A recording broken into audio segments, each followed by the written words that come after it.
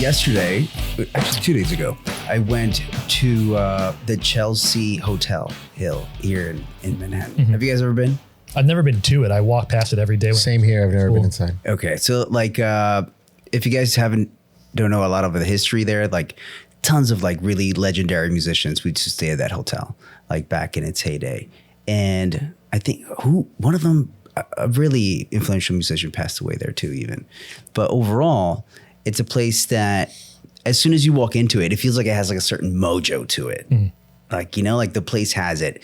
And even though they've renovated it, like the ceiling of it, it's got all of these kind of like broken kind of pieces. You see like the really thin floorboard kind of in between, like it's only been filled in. And it has so much soul and so much history. And I feel like those places, and also in tattooing history, the more that you know about it, the more maybe you appreciate where you're at, and the more you learn your place in it, and maybe you can do more about it. What did you go there for? So I went there actually for an event with John Varvatos. So they're celebrating their 25 years. I've worked with that brand doing like modeling stuff with them before, and they had a really cool shindig party. Nice. It was dope. And they gave me all these fancy clothes I got on right now. Oh, that's why those you look are really good. Nice. Look dapper. Wow. That necklace too? No, that's just part of the fit. That thing is cool. Yeah, that's just part of the fit. It's like I actually got this from like some vintage place in London. Is that right? Sweet. Yeah, from London. But back to where we were at, talking about history. We want to hear your story. Okay. So here we go to our guests. So for those that don't know you, let us know your name, where you're from, how long you've been tattooing, and what kind of tattoos you like to do. Well, my name is Pym. I am originally from Dublin, Ireland. That's where I was born. I'm a traveler. I travel all over the world. I'm currently working in Phoenix at Cobra Kiss Tattoo, which is my resident place while I travel everywhere else, like Hawaii and Mexico and Sacramento and places like that. I have been tattooing since 1987. 1997. 87. 1987. Yeah, I'm a dinosaur. Yeah, so, and I do all kinds of tattoos. I do all styles, really. I don't have a limit on what I do. I'll do little names. I'll do you a back piece. I'll freehand it all. I don't care. Awesome. Yeah. Well, and I started reading your book.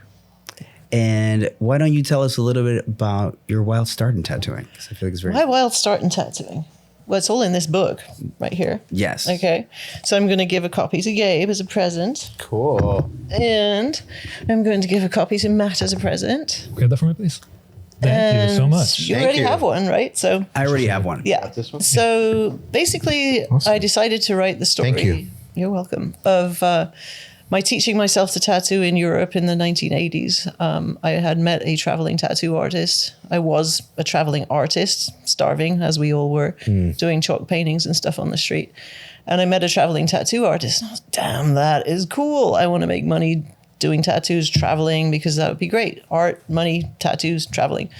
And so I asked him, I said, how do I learn to be a tattoo artist? And he goes, well, don't be stupid. Girls don't do tattoos. And I was like, what? Yeah. Hold my beer. But no, I really had no idea about tattooing. I was completely on the outskirts of it as a trade. You know, I didn't know the first thing about it. I didn't know any tattooers. I had no clue where to start. And so I weaseled my way into finding some information, buying some equipment, and then I went traveling on the road in Europe with my little old van, hooked up with some carnivals, some ferias, and tattooed with gypsies and all that kind of stuff. Do you remember your very first tattoo setup? Yeah, actually I had a Nick Picaro machine, believe it or not. I really didn't know what it was at the time. And it wasn't until much later somebody was like, that's a Picaro machine. I'm going to give you a lot of money for it. So, How did you get your hands on it? some kind of nefarious deal. I'm not quite sure.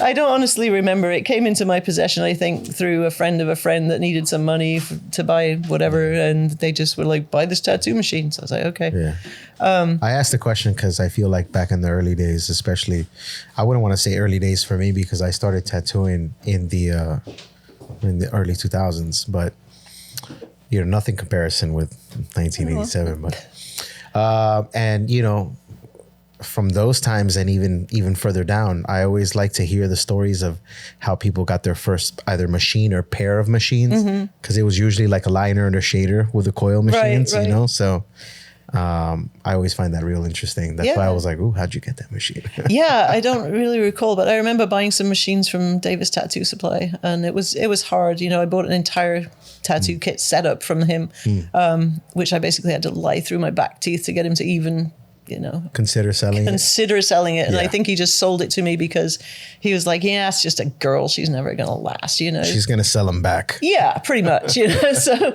and then that other machine just happened to be, I was sitting in someone's apartment somewhere in England, and they were like, oh, I got a tattoo machine to sell. I need some money. You want to buy this? So I was like, okay. But how a Nick Picaro machine ended up in that guy's hands, I have no idea. Right. That guy did do tattoos. He only did good tattoos when he was tripping balls on acid. And otherwise, he did the shittest tattoos you've ever seen in his entire life, you know? And I think he quit. I hope he quit. But anyway. So machines, there were machines floating around that you could get your hands on, but they would come from some really curious places. Where's that machine now? Do you know? I think that one of my guys that I kind of help out, you know, he's kind of one of my mentees, if that's a word, you know, I give it to him. Okay. Yeah, because it deserves to be ran. It deserves to be being used, and he uses coils exclusively still. So Yeah. That's cool. yeah, it is cool because he's only like 25. So Yeah, absolutely. and it's nice to see younger tattooers being interested in coils, using coils, being back into the coils when the pen is so prevalent. You know. That's what's cool about coils, especially old ones like that. Like they're still around and running, Yeah, exactly. right? Oh, absolutely. Yeah.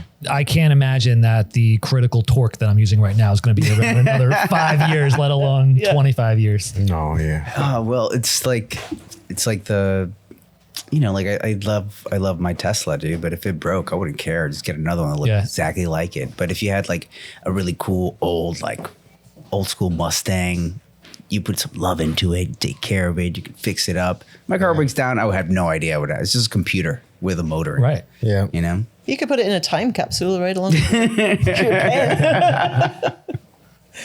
Man, what's what did your, I mean, we talked about machines, but what did like the rest of your stuff look like your needles and stuff like that? How did you get all that? How did you get your hands on all that back in that day? Well, you'd have to read the book, unfortunately, because it is a part of the book, which I'm not going to give too much of it away because it's a kind of key thing. Sure. But I did perhaps sneak the address and phone number of a tattoo supplier out of the shop that I was scrubbing floors and tubes in Gibraltar, and call the guy and be like, okay, let's see how this goes.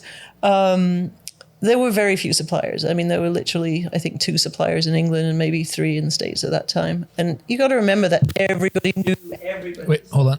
1 second, something. Can you fix that? She probably knocked that thing. Actually, yeah, just give it a jiggle until it's not speak through it. There Oh, there There it it is. is. Yeah. Yeah. There Don't it is. touch it. Yeah. Just a It's little. just it's fallen on the back end a couple okay. times, so it loosened it. All right, good. We're back. We're back. Okay. So the supplier thing, right? So you had to literally know somebody who knew somebody to get a number for a supplier or to get into tattooing. And they knew everybody. All the suppliers knew everybody. So if you were like, oh yeah, my name's Fred, they'd be like, yeah, we don't know you. Go away. Right. So it was kind of curious. It was very, very, very guarded, everything. And so finding your way in was not always easy, but not impossible, you know. I'll keep my hands up here. Would you say that there were, the, you know, of course, like unwritten rules back then that you kind of had to go by? There were many unwritten rules, like don't do tattoos if you're not a tattooer or in a tattoo shop. Yeah, that was probably one of them, you know. Yeah. The people I ran across when I started traveling in my van were obviously very curious about how my cleanliness setup was and stuff. And I actually had worked in places that were very into being clean and sterile, so I kept a really good eye on that. I had a field glaive that I had in the van, and I made new needles for absolutely everybody, you know, and I had a basic idea of how you would set everything out. So it was very clean. And I think that was kind of really what most people were concerned about, you know, that I ran into. And otherwise it was just don't work on my patch. Like if I catch you, I will break your hands and take all your shit and terrible things will happen. Were you hooked up to the battery of the van, or did you have a separate power source? No, I was hooked to the battery. Everything went through the battery. Batteries charged in line as I was driving. But yeah, it was pure. It ran hot all the time, and you had to tune all the machines to 12 volts. Otherwise, good luck. Yeah. You know? Wow. So, but yeah, it was very delineated though. It made it was kind of just, I don't know, if you didn't do it that way, then your machines weren't going to work. And you learned a lot by having to tune things to 12 volts, a specific voltage, or have your machine, you know, running for liner, for shader. I mean, to teach yourself all that was curious, you know. Yeah, it seems pretty challenging to say the least. Yeah, do a lot of fiddling. I mean, I feel like the old guys always used to do a lot of fiddling with stuff. There was not bored moments in tattoo shops.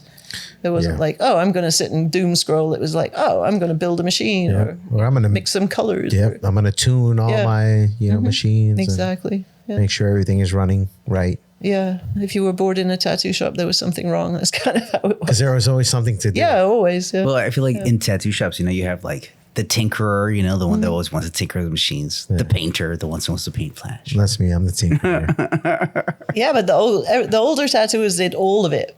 I mean, not all at once, obviously, but they tinkered, they painted flash. I was going to say, then you have like the smoker, the guy that likes to sit outside, those guys, smoke, talk to people on the street. You know, like there's all different personality types of tattooers. Yeah. Yep. Man, not only tattooing, you know, was getting your in tattooing was hard, but for a woman, it was definitely very hard. So how was it for you back then? It was obviously everywhere you went, people just kind of laughed and they were like, oh yeah, right, sure. You're a woman, you do tattoos. And that was the trying to find clients, you know, or customers as we called them back then. But, that part definitely was a challenge. It took a lot of talking people into it, finding drunk people, tattooing them, that kind of I'm just kidding. So that was challenging on the one side. And then on the other side, the tattoo shops just didn't take me seriously in any way, shape or form, you know, and there were very, very few women back then that were actually tattooing. Yeah. I think, you know, I was saying earlier, maybe 5 in all of Europe when we started the conventions in the 90s. Maybe 10 in total, you know, in all the little corners or whatever. But most women that actually tattooed were working in, you know, a partner's shop, a husband's shop or whatever. True. Most of the women that actually became respected as tattooers in Europe in the 90s, I would say, were the ones that opened their own tattoo shops. And the ones that didn't just kind of disappeared. I feel that there is a difference on that. And I've been talking to some people recently about it. But in general, you really had to go above and beyond to prove that you were worthy of being talked to, being noticed, going to a convention, all that sort of stuff, you know? Yeah. So it was different, but I mean, I don't feel any kind of way about it because I didn't really have a hard time. But then I was kind of always one of the guys, I was a tomboy. I mean, you give me shit, I'm just like, yeah, fuck off, whatever, you know? So they didn't mess with me, like, really. I had like maybe 1 or 2 situations where I would say it was like less than appropriate. But other than that, it was just, you know, business as usual when I was working in shops and just doing tattoos, being a tattooer, you know. What was the clientele like at the time? Shoot, in the late 80s, it was still not really that interesting tattooing. People kind of wanted to get tattooed that were on the fringes of everything. You know, the carnival guys that I worked with, they would get tattooed. We were still in that whole shady ne'er-do-well thing with sailors and, you know, ladies of the night, that kind of stuff. And it was not viewed well by the public. So walking around on the streets and whatnot, I mean, if I was just walking down the street heavily tattooed, somebody, random stranger, just come up and be like, oh my God, you look disgusting, you know? Do you know you'll never get married and have children looking like that? And it's kind of just like, what? Yeah, it was insane. But you would get really profiled, you know, and people would cross the street to get away from you and stuff. And as we moved into the 90s and the beginning of the tattoo convention era in Europe, it became much, much more popular. You know, it was publicized in the magazines and that would come, well, just starting with the magazines. The TV shows would come and interview us, radio people, newspapers. So that was how it became more popularized, and the public just wrote it up or, you know, lapped it up. They loved it. They were just like, wow, this is great. I can get a tattoo and this is cool. And I can have that screaming dragon chasing a goblin down my leg. Yeah, hell yeah. You know? So it was a very transformative time, the 90s, I feel like, more so than any other, you know, really. Interesting. Yeah. I'm curious, was there a gender pay gap? Were you as a woman were charging less for your tattoos than the guys were? Not in my booth. Yeah. No, I don't think so. I really thing that, I mean, a lot of the shops I worked at before I had my own shop, that was just a standard price across the board. And I got paid the same as the guys did, you know?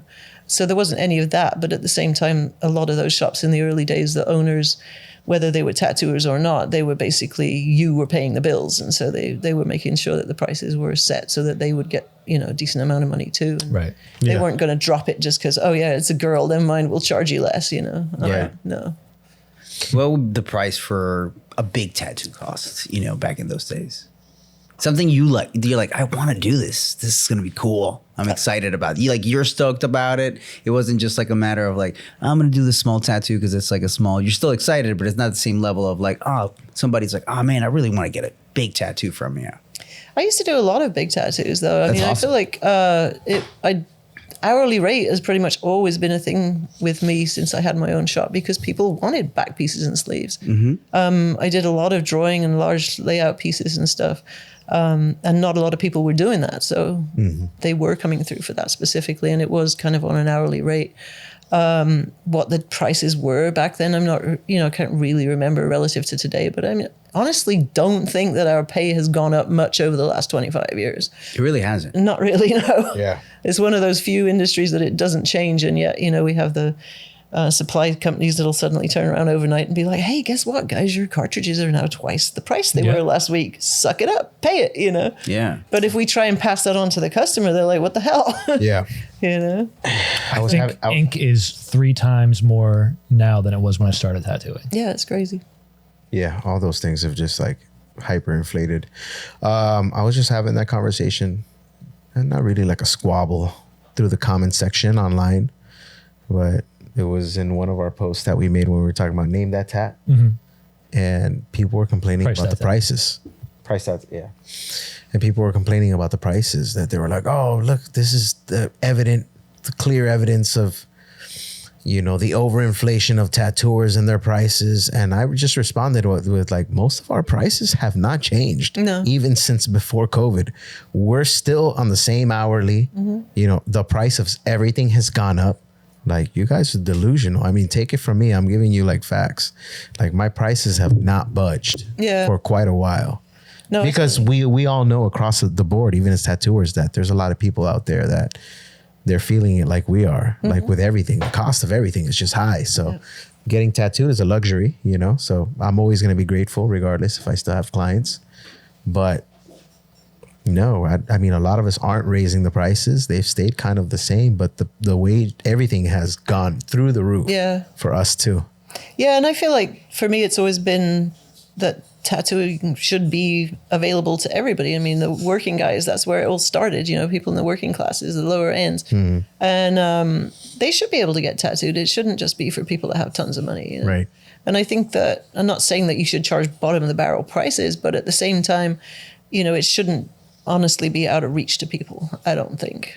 I agree. And so that's the grassroots side of things. I mean, granted, we have to pay bills, we have rent, we have all that stuff, but we do need to a point, I think, be reasonable with people. I mean, they do give us our lifestyles, right? Without clients, we are nothing. So exactly. we should definitely take that. We can't apply them on anything.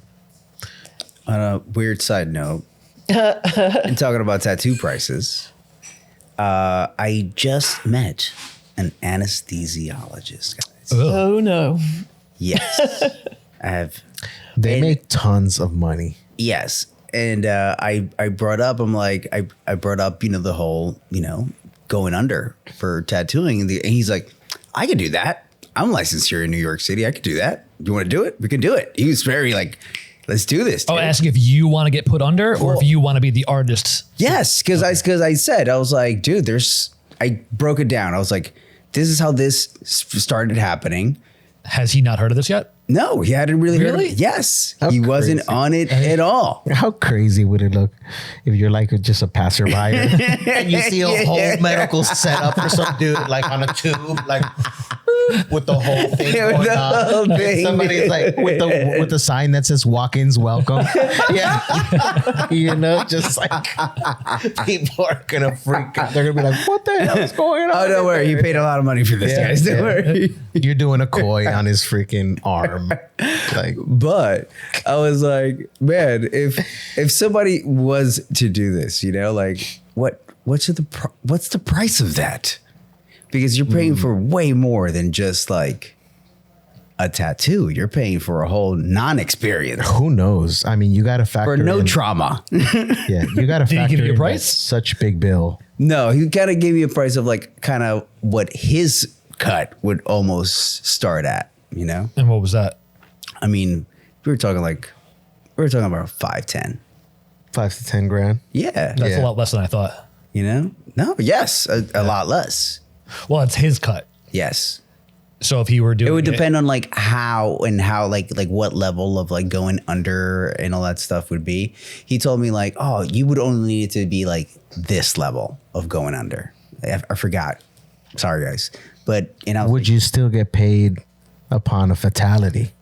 I don't know. I'm sure I would, you'd have to have like a freaking tightly sealed contract that Yep. says Yeah. They got like 15 Hey, signatures. this is on you, my guy. I mean, when people jump off of like, a bungee jump or something, they're signing off saying like something goes down, this is not on me. Yeah. But what is the price of that? And is he talking about coming to a shop and doing that, or in like? No. I brought it up. Right. But he said I could do that. Yeah, he's like, I could do it. But does he mean like? Oh yeah, He'll would come just- here. Yeah. Come on. You're not going to do that in like an OR or anything like that. You're just going to come here and do it. I don't know, dude. I don't know. It's a very quick conversation, but he seemed. Where did you meet this guy? I tattooed him. I was going to some guy in the alley is taking kidneys out.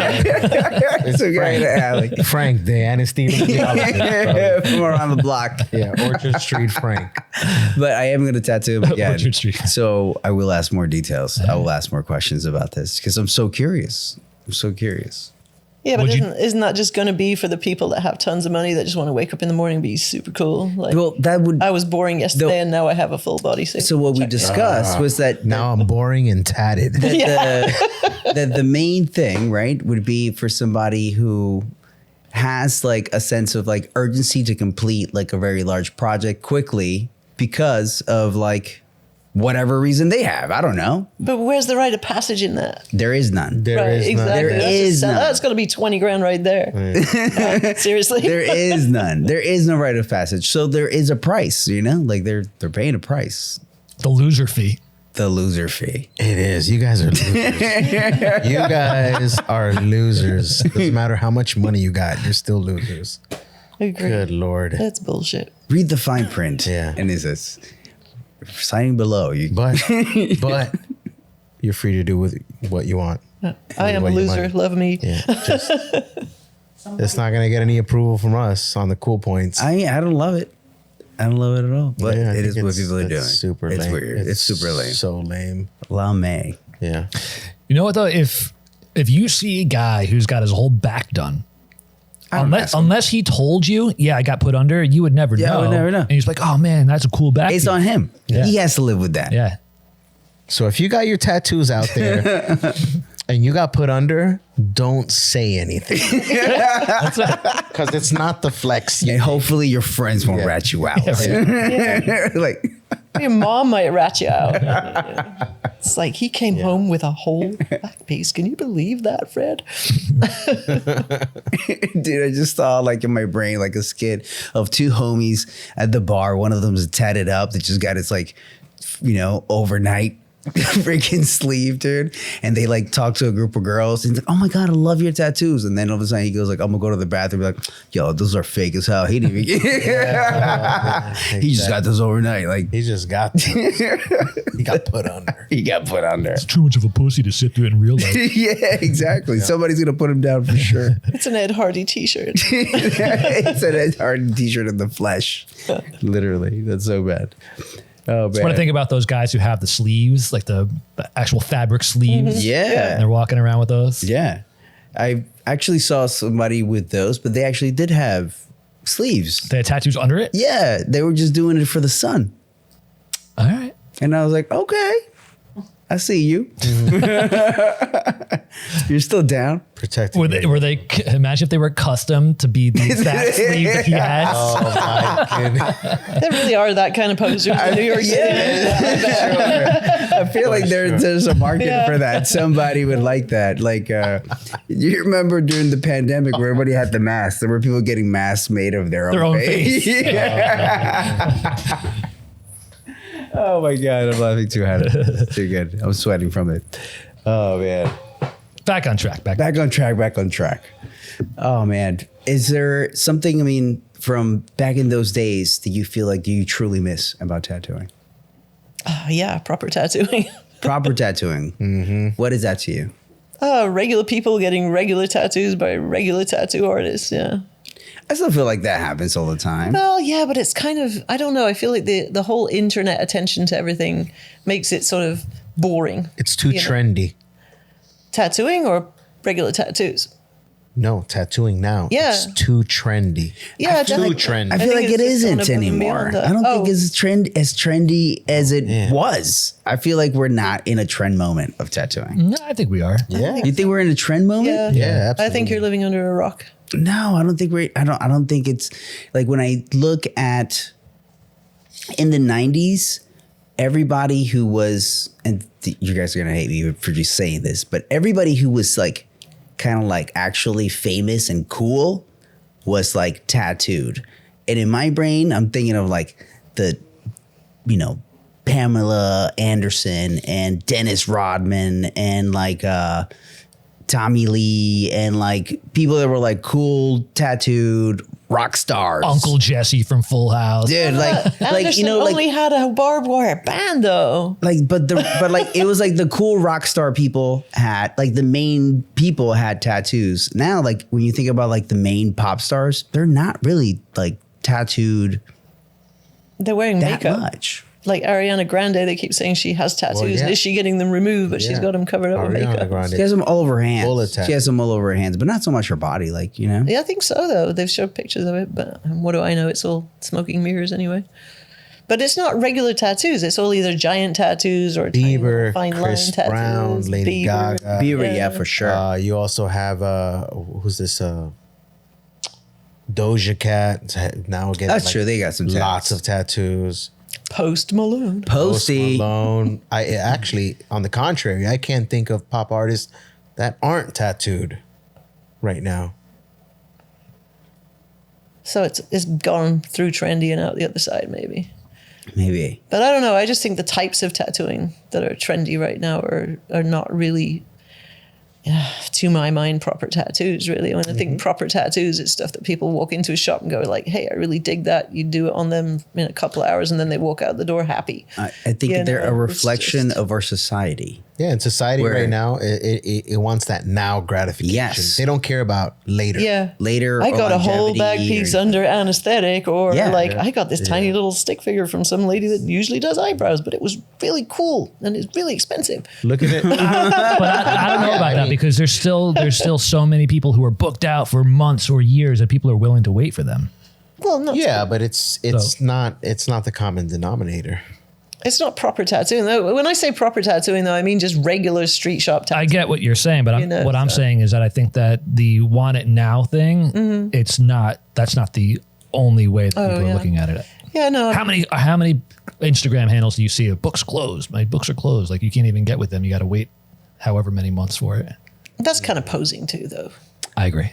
People could just do it just to be like. Whether they're just doing it because they're actually booked or not, people are still going to wait for it though. Like I have one appointment in December, and my book till December, and my book's closed till then. You know? So, Yeah. Hell no, I want to do tattoos. Come see me. We're waiting on John. Oh, you guys are all waiting on me? You're looking at your paper. I know. I'm gathering my thoughts, guys. All right. Is there something from back in the day, though, that you actually are happy that it's gone? I don't know.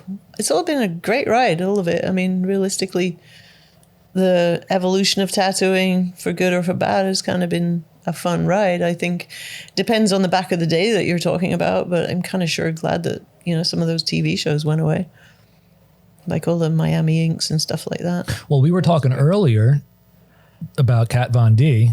You don't think that was a good thing? You're really going to throw me under the bus like that? The show's all about throwing under the bus. Yeah, seriously though. I think that, that particular show and that particular person did do a huge amount for tattooing, for the exposure of women to the possibility that they could become tattooers. Yeah. I think on that side of it, it was absolutely great. I think that it definitely had its place at the right time, and it encouraged large amounts of young women to become tattooers. So that part's okay. What really bugged me about the Kat Von D scenario as a female tattooer who at that time when she came out, I think had been, tattooing for, God, a solid like 15, 20 years, maybe at that point. And clients would walk in the shop and be like, have you heard of this Kat Von D? She's like the only good female tattooer in the world. And you're like, get the fuck out of here. Like, really, But this was all the time, and it was quite crazy. I mean, the impact of her and TV and how they presented her as a person within tattooing. I mean, it was just insane. I don't think that the people that produced that show even had an idea what was going to happen. And of course, neither did she. No, they never do. No. But a 23-year-old person of any description, you take them and turn them into a household name at the age of 23. Well, wow. That's pretty impressive. Oh, yeah. Yeah. Definitely. I'm trying to remember who were the other girls on that show.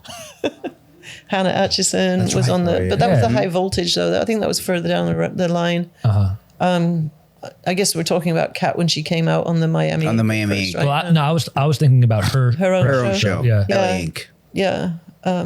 So I think that was Hannah Atchison. I can't remember. Yeah, Yeah. Anna and oh my god, Kim Sai. Yeah. Yeah. But that was also down the road. Incredible It tattooers. was- Yeah. Yeah. But that was a few years later, right? That was like 2010, 2011. So 5 or 6 years later. Yep. But it was a massive impact on tattooing for females. And I think that's why there's so many women tattooers now, So I think up till that point, they just didn't think it was possible. Yeah. Yeah. So I would say that's a plus. Yeah. Yeah, no, I'm not arguing that point whatsoever. My conversation earlier with you was, I think, more about, how we all had to hear that, we were not proper tattooers or good tattooers as females because Kat Von D was the only one. Right.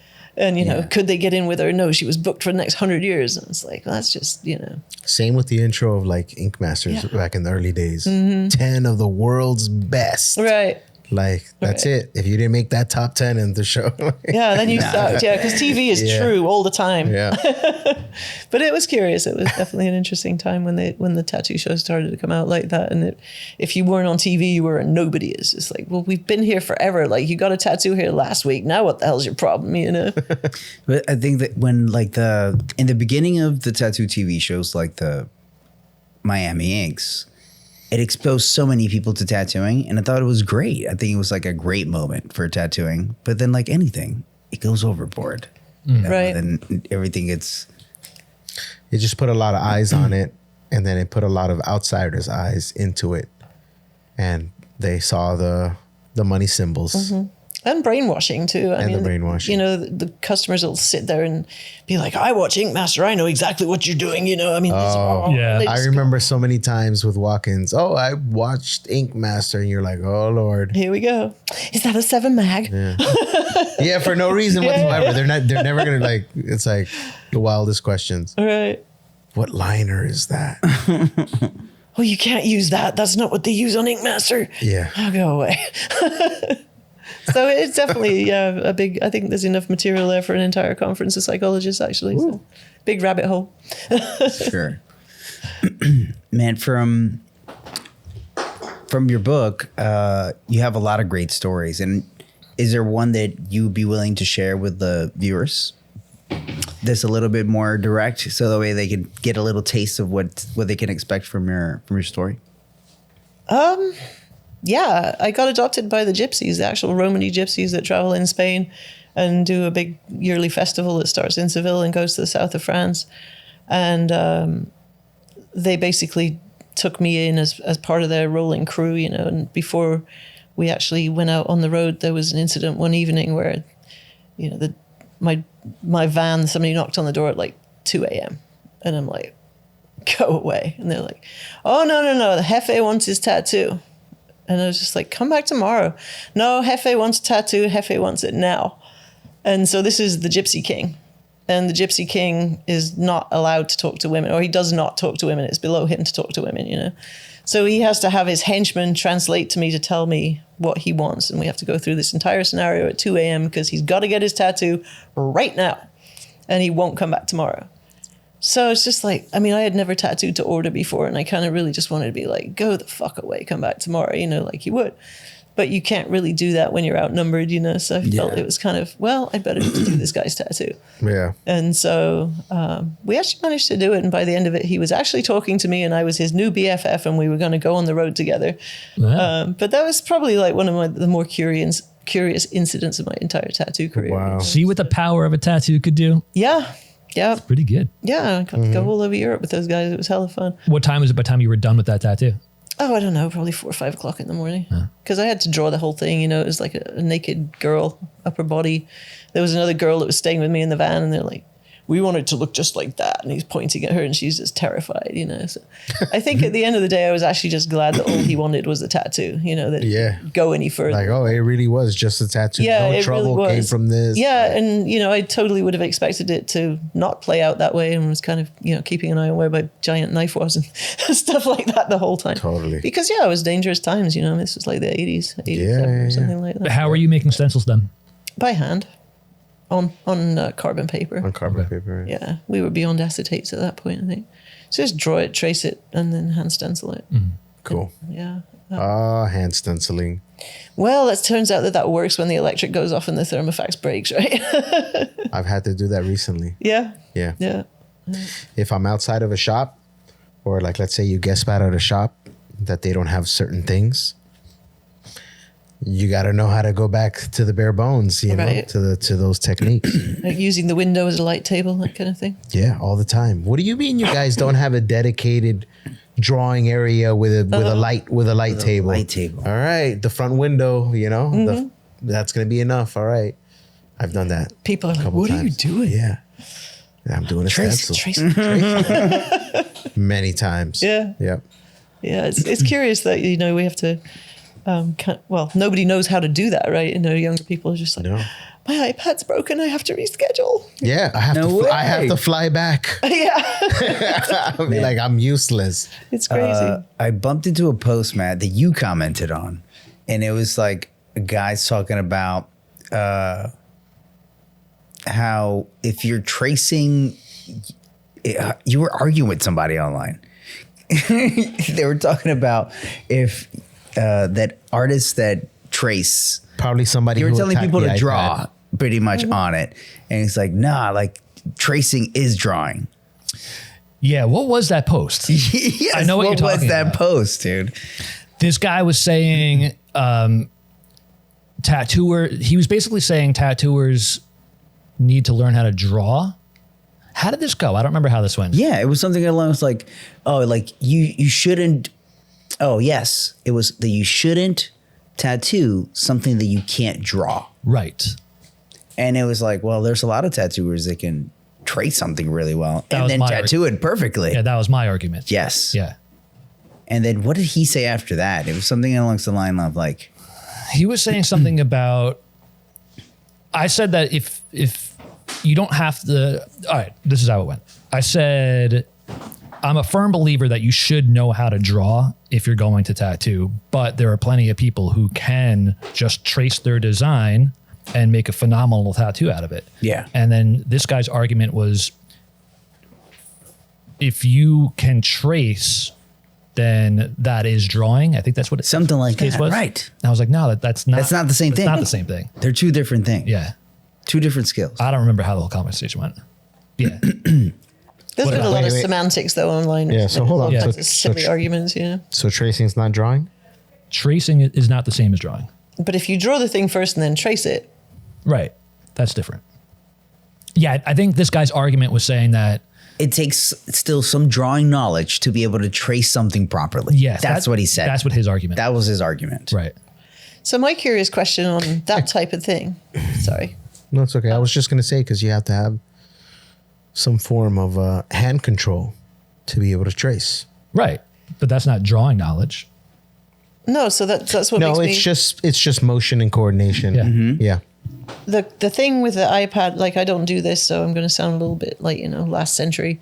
But when people do these crazy stencils and then copy the tattoo, like literally up like that, like bit by bit by bit, which I see. I mean, I couldn't possibly do it if my life depended on it. It's just wild to me. But my curiousness about it is if they're not looking at the entire picture, if it's just like piece by piece, like I feel almost that if you took away the iPad reference or the reference that they're using, that they wouldn't be able to complete the picture without it. Probably. So, Yeah. At what point is that art?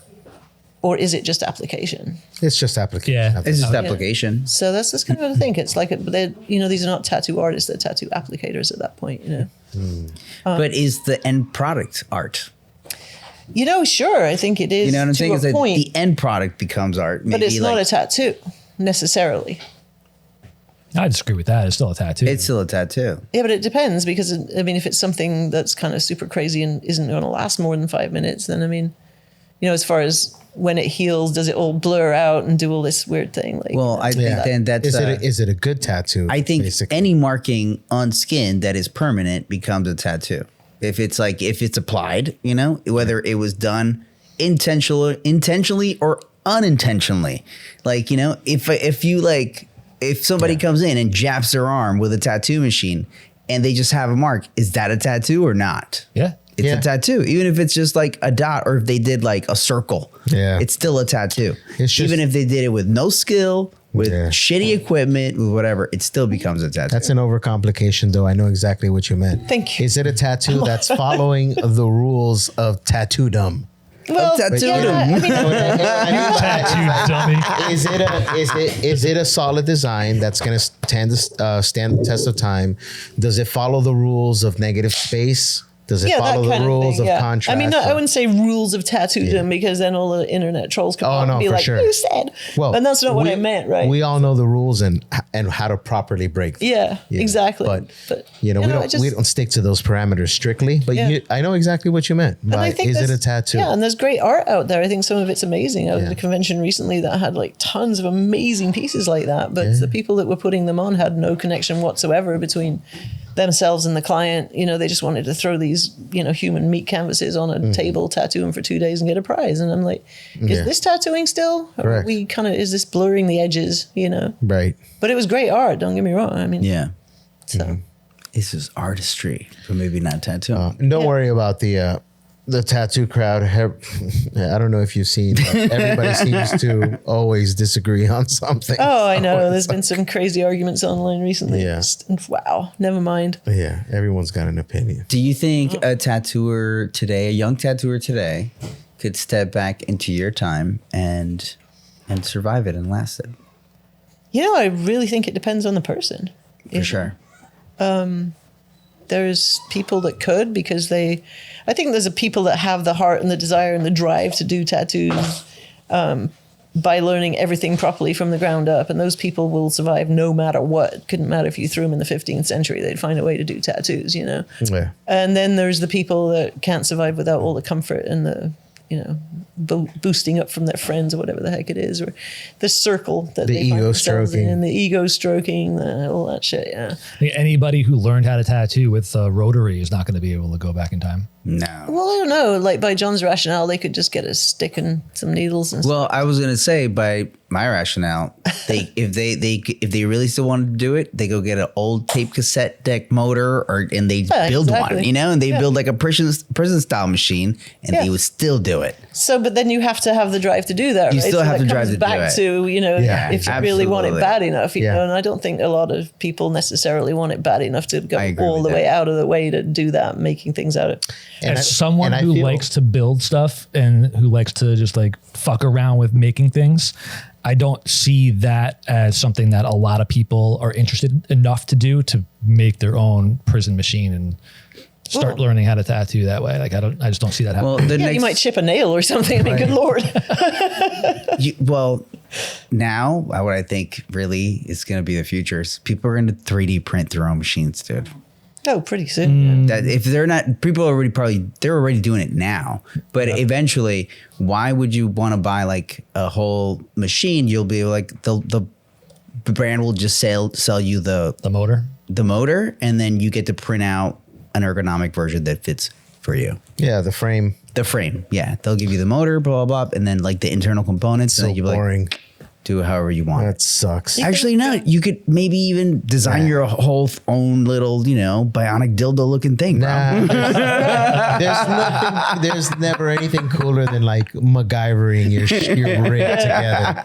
Yeah. Oh, I downloaded the schematics online. Here we go. Like, you gotta wait 2 hours for this little stupid thing to. 2 hours. That's quick, man. No. Yeah, it takes forever. I know. But do you think that they're You actually know going what to I make mean. different kinds of machines soon, like things that don't look like dildos anymore, something that's Exactly. more of a throwback to the old coils? I feel like they're coming back around, They're just better machines. I'm sorry I said it. Yes, they are. Well, yeah, because they last forever. Because they're more versatile, I think. You can do much more. They're with them hand as far built as most of using the time. the skin, I don't know about that. I don't know if they're more versatile. Oh, I they feel like absolutely are. I don't know. This is what I was I going to agree with say John on that one. because coil machines are so very like I was going to say they're very specialized. Like you build one with intention of like this is going to be great for this, and then you build another one that's going to be great for a different job. Yeah. And that's why you'll have multiples of them because they'll be like, oh, this one's fucking it nails this. It's like excels. That's and then what I love about and then them. rotaries are kind of like middle of the line. Like they maybe don't do anything exceptionally well, but they do everything really good. And that's exactly what I love about coils. Their specialization. Yeah. Yeah. That's exactly why I mean, you described it perfectly. And if you don't get it, you just don't get it. Yeah. You know what I mean? Like it's straight up. And that's exactly why I love to open my drawer and be like, oh, it's time to blast a 20 mag, pure background, Japanese background. I know exactly the machine to grab. Like I know exactly who to call upon. Thin lines, thicker lines. It's this guy, Like I get the convenience. I will always see the convenience about like a rotary machine and its appeal. But for me, there's just nothing better than opening up my drawer and being like, "Ooh, it's your turn." Right. You know what I mean? Like You're the daily driver. Yeah, and It then- has that moment like then when Neo gets all the guns in the fucking white room. Yeah. Whoa. Yeah. I'm like, how much do tattoo machines cost in the Matrix? Who knows? But Well, pens have their place, though, and I do agree that pens are they'll cover just about everything you want to do. I used them But before and they're great. specifically for a certain job. Coils Yeah. are more versatile. I agree. And I see this argument going back and forward. I mean, it's just like, if you can put a good tattoo on with whatever the hell you're using, fine.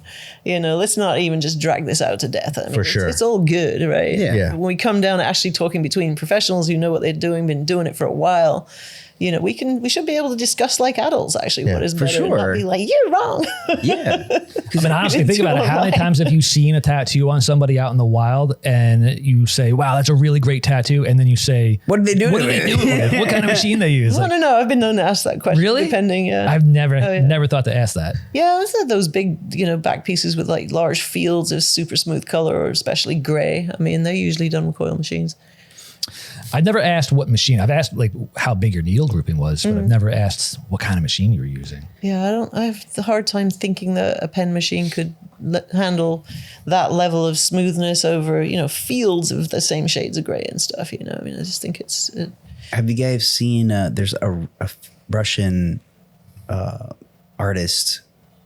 She does like portraits with just like by hand with just black, and I think the needle's just like taped onto two little yeah, Yeah, I used to do stuff like that. I know you were talking and about. just like a beautiful portrait, Yeah, black it's and just gray. Just Yeah. Yeah, there was artists that did that in the 20s, though, with like pens, so it was only really a step to assume that someone could do it by hand poke. yeah. I worked with Zed Lahed for years. He worked in my shop in Germany. I taught him how to tattoo by machine, and he taught me how to tattoo by hand, so you can actually do an awful lot of grade of shading with hand poke, And it just cracks me up because some people come along now and they're like, look what I invented. And you're like, Yeah. dawn of time. Sorry. But Our good friend Delphine would always speak very highly of Zed. of Zed, yeah. Yeah, he was very innovative, I think is the word. Yeah, ahead of his time Yeah. for sure. He really was. I mean, I remember when he first came to my shop and he was, this is what I do. And I'm like, see if anybody ever wants to buy that, you know. It's like, you know how to work by machine? And he's just like, well, I could try. And it's like, here, I'll give you a machine. I'll show you how to do it. But yeah, I mean, a couple of years later in the conventions, I mean, he was just the man, you know, and he kind of. Now I got to ask, did he do your throat? No. Okay. Tattoo Rich in Hawaii. Cool. Yeah. No, Zed, I mean, shoot, I don't know. I really kind of lost touch with him when I left Europe in 2000.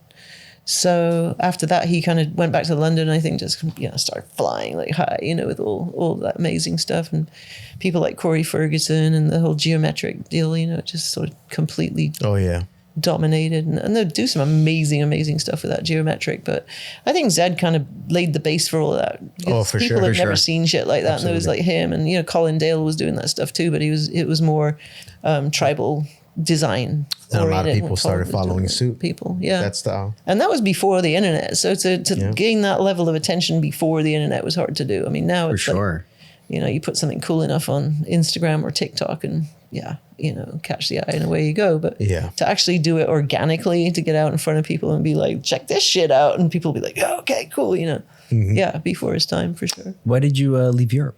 Why did I leave Europe? You have to read the book. Yeah, I was just, you know, some places get small after a while too, you know. Yeah. But I would definitely be giving it away if I told you the ending. So, yeah, it's mysterious. It is. I know the mystery. Yeah. You gotta have some reading material. You cannot read the end first. That is not. I'm flipping through the front. Okay. That's funny. She's got right to the end, like, oh. It's like, I got it.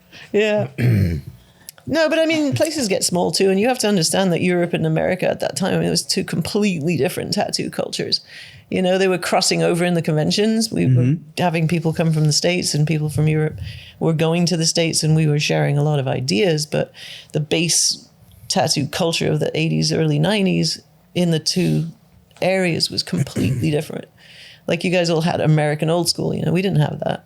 We had people that did designs back in the day, you know, Jesse Knight, Jack Zeke, all those kind of people back when, but we didn't have shops full of, you know, traditional tattoo designs that you were supposed to do if you were a tattoo artist, you know? Mm-hmm. And so when the conventions and everything started there, we were doing a lot of stuff that was fantasy art out of fantasy books by people like Chris Achilleos and Frank Frazetta and, you know, Boris Vallejo, people like that. So it was, oh my God, all those artists are stealing from tattooers. Like, actually. But yeah, we were just kind of inventing things as it went along, you know? Yeah. It's kind of weird. So it was cool to come over to the States and see a whole new world. But, you know, then you quickly discover that you're just going to disappear in it, you know? It's so many more people and so much more. But that's okay. I mean, sometimes it's nice to disappear, right? I think so. For a little bit at least, you know? A little bit. For the weekend, come back like, hey, I'm still here. Exactly. Out of the places that since you've been a traveler, I mean, all of your life, and kind of just, what's a place that you say you would love to go back to or revisit? Hawaii. Hawaii. Yeah, always. Yeah. Why so? It's just amazing. Paradise. Paradise. Yeah, I lived there for like 10 years, and I think more than anything, there's just a power to that land that's, you know, The mojo. the mana, as we call it. The mana. It's a very special place to be, and it's far, far away from everything. You know, you don't have the mainland bullshit out there. It's you know, leave your attitude at the airport kind of thing. To the people that visit and to the people that live there, I mean, they just, you know, don't be bothered with all the crap that we have to deal with on a daily basis, you know. And the tattoo culture is very interesting too. You know, the history, the culture, the art. It's all impressive, but you know, you've been talked to about that by other people. So. Yeah, we had you know, Kai. She knows Kai. Yeah. Oh, awesome. Yeah, Kai's my good friend. Yeah. Amazing. So sweet. We would love to go visit her. And You should. Oh yeah. That would be I'll awesome. be working in her shop next summer. Y'all should come over. We'll go party. I'll take you around the say. She did invite us, and we're I like, hey, know. anytime Yeah. you guys. And I should Shout have my out Kai. sailboat over there by that time so we can all go party on the sailboat and be pirates in Hawaii. that's Even awesome. more rad, right? Hell yeah. Yeah. So I've had this. I keep talking about boats, and it keeps jumping into my life, dude. I'm telling you. Gonna buy a boat? I wanted to buy a boat. So my client yesterday told me that he bought a boat. He bought an old boat, not knowing anything about boats, start learning little by little about boats, dude. It's a sailboat, you know? And Was he scraping the barnacles under the bottom? I don't know. Well, if you do the maintenance, you don't have to. But it's the same thing. I think we all, people in COVID, they got in this charm idea of like, oh, the romance of sailing. Let's buy an old sailboat. And then you buy one and then you're like, oh shit. Yeah. And It takes a lot of work. Yeah, I mean, I had a small one in Hawaii and then I traded it up for something twice the size in Mexico. So I have a 43-foot Morgan out there. Wow. And it has all these systems on it. Like the old one had sails and a motor. This has like all these systems, electronics and bathrooms and engine rooms and all that Wow. shit. And it sits there and it doesn't go anywhere and something breaks like every single time I turn around. And it's not throw another 1,000 at it. It's throw another 10,000 at it. It's just ridiculous anymore. Yeah. Yeah. Because it got so trendy, Yeah. If you have friends with boats, use theirs. Yeah, that use would be their my sounds advice to you. Yeah. Go out on their boat. Let like a great their idea. boat break, and then you can just be all, see you next weekend. yeah. Oh, it's broken. Let me know when it's fixed. I think it's like, there's a couple of channels that I found on YouTube where there's these guys that ended up doing this. They bought a boat, and then all of a sudden you see their journey from like a guy that just bought a boat to like, I'm going from like San Francisco to Hawaii in my boat by myself. Yeah. How long does that take? It's like 18 days, something like that. Yeah, it's about 2.5 weeks. I am doing it in April next year. Wow. Yeah, I just did a similar thing. I had to cross the Sea of Cortez. It's like, it's not that far. Terrifying. That sounds 200 terrifying. so scary. Oh, it was freaking awesome. It was- Sounds super scary. That's like the same as me as like, you're going to go navigate space and you don't know anything about it. Yeah, but you navigate the streets of New Where am I York. going? You navigate the streets of New York every day. Like, I think that's more scary than my sailboat. no dude. way. No way. Oh, yeah. So easy. Yeah, see, I was like 54 hours awake on my sailboat, like no sleeping, crossing this Look, I 200 can mile punch a thing. bum in the And face. It was Yeah. amazing. The ocean is this Yeah. Yeah. slap. Oh, you just make the right at that bum with the long dreads or something, and then you go to you make the bank left on the McDonald's there. I can see that. But when you're out there in the ocean, it's just Yeah, it's amazing. Oh, that wave looks like that wave. You're looking And at the that- sky. No. It's scary to me. All right. Well, you guys can't crew with me to Hawaii then. See, I'm gonna go We're gonna be. It sounds boring. Like, oh man, I'm missing my bum. These guys are going to be terrified the whole time. They're on the boat. Tell Why, us- why are you over there Yeah. puking still? just kind of Go like catch me a fish. grabbing onto our knees and just doing this like Yeah. I'll find that video that I saw about it and I'll send it to you so you can see this guy's journey from, because like it was really interesting to see his like days where he's like, oh, it's beautiful, it's great, everything's wonderful, and there's days that he's like, oh man, I'm lonely. I'm Have you lonely. seen I the wanna It's Always talk to Sunny episode someone. where they bought a boat? No. You need to watch that. You've seen that one, right? Which one? The It's Always Sunny episode where they bought a boat. No. Oh my god, that's a good episode. It's a good one. You gotta watch it. Yeah. But it seems like a journey. I'm exaggerating. I love the ocean and stuff like that. I've been on many boats before, Right. a couple days out in the sea. But what's intimidating to me is like if I were to gonna buy a boat, Yeah. and do that journey myself and try to plan it out, map it out, even with GPS and everything. It's still it's vast. It's very It's vast. scary. That's It's why gonna a be lot scary. of respect is what I have To for people sailors who to do just the do navigate these like that. like month-long journeys, even longer. Gotta be like Moana, be a wayfinder. We have 100% right. Yeah, we and have- actually, you do it that way. It's like to the sun. parents know what's up. We do enough Disney.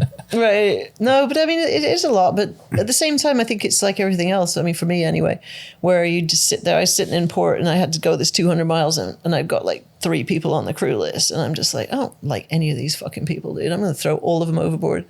I can't spend that much time with these people, Yeah. but I have to go. And I was like, fuck it. I'm doing it myself. I'm just going to go, And are you have you ever tattooed on? I mean, not tattooed like on your boat, but like while you're like going from port to port. No, not while you're moving from port to port. It's better if the boat is still like. That's what I meant. Yeah. any of this Like once you reach like a port and then you like. Did you get hear off about the this cruise ship that has a tattoo shop on it, and they're claiming to be like the most wouldn't surprise popular me. tattoo shop and the busiest tattoo shop in Yes. the world? Yes, I've They're heard about tattooed. this. But that's a cruise, right? So it's Yeah, it doesn't pretty move. steady. Yeah, I ain't planning to go Steve-O on my boat. Yeah. All right. No. High tide, rough seas today. Yeah, no. In port, tied to the dock, cool, but yeah, no. No, it's not. so It's not very piratey, is it? Sorry. If I would have had an opportunity to tattoo on a boat, like, 10 years ago, I would have absolutely done it. I think that would have been super fun. Didn't Ink Magazine try to do this? Or Eternal try to do? Someone tried to do this. It was Inked, right? Well, they were gonna do. It was like a week-long thing, but I'm talking about like a full-on. You're gone for months and months, and you live off the boat, like everything, but like with the crew. Yeah. But I'm thinking, all right, yeah, you're right. But what I'm thinking about right now, didn't Ink Magazine try to do some tat cruise thing? They did. They tried to do a tat cruise. Yeah. It never worked out though, right? No, it was gonna be like 7 days long. Yeah. Yeah, 7-day cruise. Yeah, I don't think I'd want to be locked up with that many tattooers in that small of a space for that amount of time, honestly. Big one Without of those whiskey big anyway. cruises. Yeah, one of those big cruises though, like but the ones that feel like you're in a giant city in the sea. Yeah. I think they did a convention like that. It was a couple of days out on a boat somewhere, not for Florida. No? Maybe? I don't know. Anyway. I don't know. I love that, but like, you've traveled and tattooed like on your van, so doing it on a boat. Yeah, it's just that the van, everything has to be stable, like not moving. And then Oh, I don't mean like on the boat. I mean like, you like go to on the boat. not on the boat, but But you go in to the like, all the coastal cities. You stop over, Oh, you yeah, get yeah, off, and you totally. go Yeah, no. do some tats there. That would be so cool. You can totally do that. Yeah. I mean, maybe not as easily now as you used to be able to, because even the tiniest little towns in places like Mexico now have like 10 tattoo shops. So That's true. didn't used to, right? Yeah. But, Everywhere is flooded with tattoo shops. yeah. But, within the sailing community, you find other people and you're just like, you're a sailor, you need a tattoo. Come over here. I'll slap a swallow on your hand or whatever. It's like, Yeah. yeah. When I was out in Florida over the spring last year, we were all on the beach, and then a ice cream boat comes just right up at the shore, and all the kids and everything, like an ice cream truck, but Yeah. on the shore. Ice cream boat. I'm thinking now, get your boat, just pull up the shore while everybody's on the beach. I Turn guarantee it into an amphibious lander. Something out of Waterworld. you bought an ice cream for your kids, didn't you? Of course I did. Yeah, exactly. Yeah. Why it works. It works. You're selling your wares on a boat. There's nothing cooler than that. It has to be a certain kind of boat. Like if I put my boat anywhere near the beach, it's going to fall over. It's big. You need a flat No, it would boat be to get up on the beach. it would be like one of those like docked, yeah. things Preferably that not on the happen. beach. Yeah, not just like Hi, coming at you. we're just gonna Oops, on I'm the stuck. sand, like Yeah, just dude. pull up Yeah, we've said it multiple times. I and be think that beached like there for hours. the Right. price of anything is determined of where you get that something. Yeah, So tats on a boat probably way more expensive. yeah.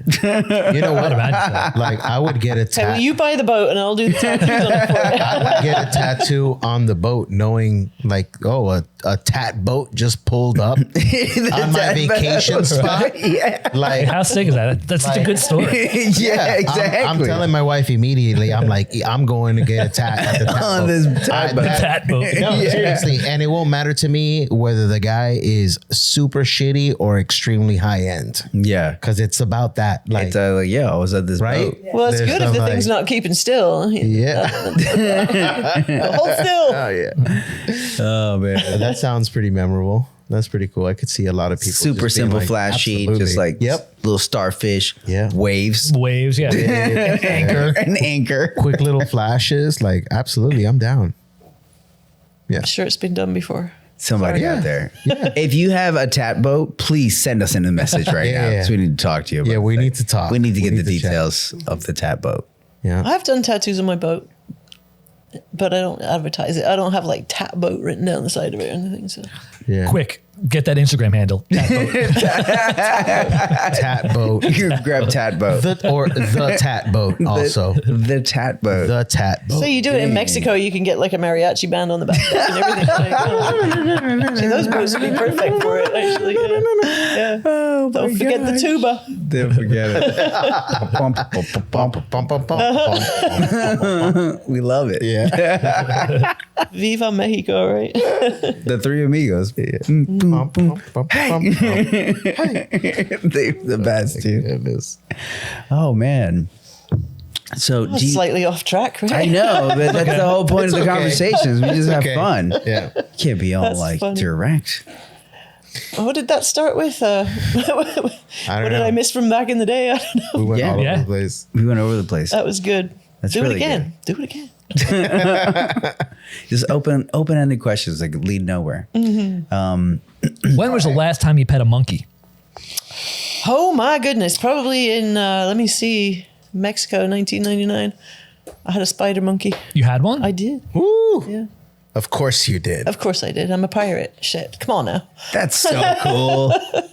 I want to have a Spider monkeys are the little guys, right? Yeah, with the really long tails. Yeah. Yeah, the fluffy ones with the long tails. Yeah. Yeah. It's funny. I was in Playa del Carmen. However, Where you they wanna come say it. from, yeah. Yeah, You said it. and I have pictures of me with one of those guys on my Yeah. shoulder. Yeah, they come from the jungles down there. Like I spent some time in Palenque studying Mayan architecture. Cool. And there were basically people, the guys giving away critters on the street, So this one guy was like, "You look after my monkey." I'm like, "All right." what? You're like, hey, look after this monkey for sure. It's so That's random. pretty It's a good. little more interesting out there in the jungles, It's more random and stuff, Yeah. Here, have a monkey, have a pig, have a. Any interesting characters from your travels that kind of like jump at you?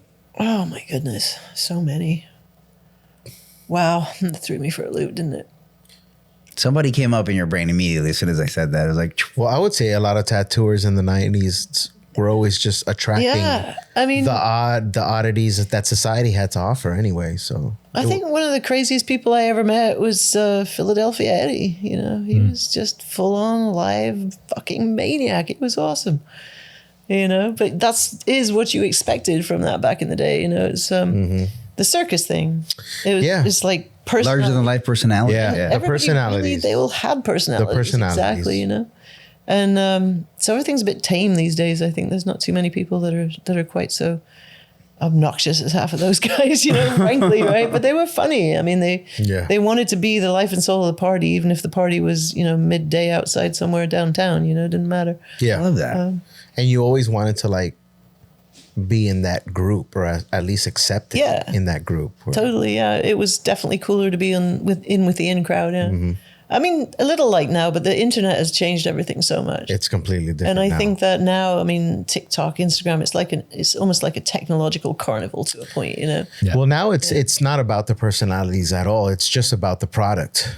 And the product is being, whatever the person's portfolio, whatever they put out. Mm-hmm. And it doesn't matter about the personality. And it's really just kind of like, I would say. I would like, disagree 100% on that. No. Yeah. I would say a lot of it is like ego stroking.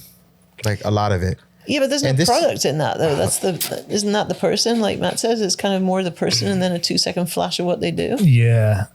I mean, No, I'm talking about like the authenticity, the what? the What? the person being on full display, like you were mentioning, like a lot of the guys that we grew up either reading about or meeting that were in tattooing before us. Just like you said, they were like characters and personalities. They were authentic. They were exactly who they were. Yeah. Without really kind of like hiding behind a portfolio or their work of tattooing. Like, you know what I mean? No, I do. They did tattoos, but their who they were came out first. So it wasn't really about how good or not good they really were. Yeah, authenticity went away with the Walkman, didn't it? Kind of. No, I mean, not really. But I think that when I say technological carnival, it's a lot of the smoking mirror stuff. It's like, hi, Yeah. I'm a live mermaid. And then you go in and see the live mermaid and it's like half a Barbie doll with a dead fish stuck to it. It's like, oh, okay, right on, cool, But that's sort of how it was, though, at the circus. Yeah. Except for the Instagram and the TikTok and all the social media stuff is much, much shinier than anything that a Barker could ever do at the circus, right? And so I agree with what you said, it's not really about the product. It's more the person and then the tiny flash of what they do. And it's weird. It's complete manipulation. It's like false prophets all day long. I'm just thinking about the people with the most like clout, if you will, and the most following on Instagram. Yeah, but most of them are not just showing their work. They're showing like this video of them either talking about their tattoos or doing Right, some sort of right. skit or doing something ridiculous in front of the camera. Correct. But that's what I'm, okay. Well, I'm back to hitting the word that I was talking about, being authentic. How many of that, like social media, what you put out on social media is actually you?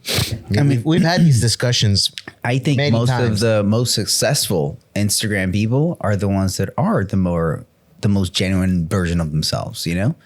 Like, I feel like those are the pages that do the best. The ones that are like, when we talked to Alex, we're like, Alex, how do you do your videos? You know? Oh, I'm literally just get in my car. I sit down. I have something in my head and I just put on my phone and just talk to it. And his stuff does great. You know, most of the people that I feel like create content where they're just like sharing their opinion or sharing their ideas or something online, they're not overthinking it. They're just kind of like going for it. Or if they think something's funny, they're making fun of stuff without really overdoing it. But chances are they're following like a success formula. Like a formula that's like, if you keep it within this, the algorithm is gonna like, there's a pattern to it. There's a formula to it. Well, yeah, there's a formula for success for the algorithm. And but no wonder my Instagram account sure. sucks.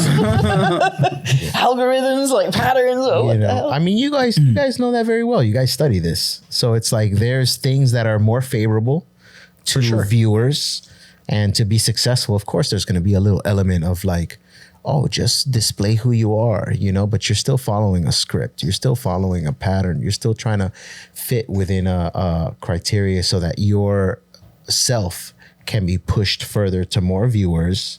And so you're still kind of playing within the rules of the game that is the algorithm. And the someone like Alex, though, he wasn't here during that. So someone like Alex, though, he was just literally saying, like, I'm going to turn when I feel the time is right and I've got something to say, I'm just going to turn on my camera, say it, and turn it off. Like, and I think he does really well because he's not playing into that game, and people see that. Yeah, but it's few and far between. Like, you're probably right. What if the people actually think that they're being the authentic version of themselves when they're making these awful videos that people look at and go, "Oh my God." Yeah, it's just, I mean, I'm sorry to be like the only one that sticks out with this, but I'll always go against it. I'll never defend it. I feel like, especially with social media as a platform, it creates, I'm going to say, more than half complete fakeness. Everything you project, I totally agree. The happiness you display of your relationship with you and your shared, like, oh, we have an account together, and it's like this traveling couple that looks so happy on pictures, and they probably hate each other's fucking guts. Well, that's what I mean about, as long as they think they're authentic. For sure. So it's just what we're portraying. We buy too much too quickly with our phones, especially with personalities and people that are tattooers, where you're just like, you look at someone's page and it's like, this guy looks, or this girl looks like a crazy son of a bitch. Like, I think I'm totally into that, or like want to meet this person. And then you meet them and they're a complete recluse. Yeah, like, I've had that a lot. Yeah. They are not what they portray on their social media. They don't actually live the lifestyle that they want to put out, but they know that lifestyle is attractive for pulling in clients and things like that. So there's a lot of fakery going around. Yeah. So I'll always stand on business on that hill. Charlatans. Yeah. Where I'm just like, you guys are complete fucking posers. I have to keep a few of them on my Instagram account to look at every once in a while, just to remind me that I think it's truly something that affects. And there's great artists amongst, like, almost everyone gets affected by when the camera's rolling on themselves, you know, like whether it is that you're being recorded or you're recording yourself. Yeah. As soon as the camera's on, there's something in your own psyche that goes like, I don't want to pick my nose. People are going to, you know, like there's just something that tells you like behave a certain way because people are watching. Right. Right. So I feel like. So you're always going to put your best self on this. Exactly. You're going to put your best self out there. So, I mean, for sure.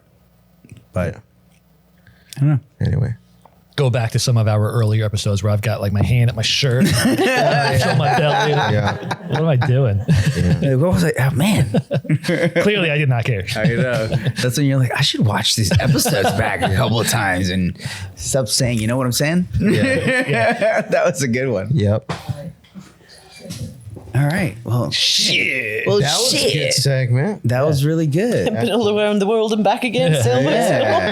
Yeah. Well, Pym, thank you so much for coming out and hanging out with us and sharing your stories with us. Totally. Don't forget to finish the book. No, absolutely Yeah. not. I will Tell send it to everybody you where they can get a copy. Guys. Yes. Oh gosh, you can find it everywhere that they Showtime. sell books. Amazon, of course, Barnes and Noble, everything, everywhere else that has hard copies, ebooks. Spotify has it as an Audible book. Audible has it as an Audible book, and I can also send you copies that will be signed. You go to ShowtimeBigCartel.com on my Instagram, which is @PymTattoo. Awesome. Are there going to be links on the description? Yep. Yeah. Absolutely. Perfect. Thank you. Yeah. No, it's. I think it's a fun story, but I'm biased. I can't wait to check it out. But I think it's unique and original and stuff like that. So it should be at least fun. Good. Well, thank you so much for hanging out with us. Thanks, guys. And Thank guys, you. if you want to support the podcast, make sure that you check out our sponsors. The podcast is brought to you by Tattoo Smart, Tattoo Pro, Steadfast Tattoo Supplies, and most of all, by us, our work. And if you want to support us, make sure that you like this video and go visit our sponsors. Don't forget too. So 25% off of Tattoo Smart if you use the code Honest25. I Yes. think I'm butchering I this. think it's not a And 10% off of Steadfast Tattoo Supplies if you use the code Honest. So make sure you check them out. Hey guys, we'll see you next time. Take it easy. Bye.